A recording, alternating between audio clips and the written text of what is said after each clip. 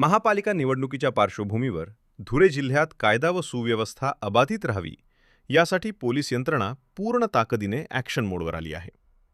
Dhule police अधीक्षक कार्यालयात शहर व परिसरातील 54 हिस्ट्री शीटर्स, गुंड आणि सराईत गुन्हेगारांची पोलिसांनी थेट शाळा भरवली असून निवडणूक काळात कोणतीही गडबड खपवून घेतली जाणार नसल्याचा स्पष्ट इशारा देण्यात आला आहे.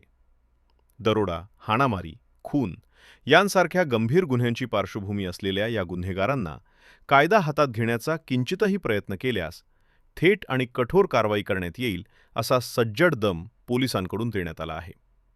तसेच निवडणुकीदरम्यान शांतता आणि सुव्यवस्था राखण्याची जबाबदारी त्यांच्यावर टाकत प्रत्येकाकडून इंट्रोगेशन अर्ज भरून घेण्यात आले आहेत.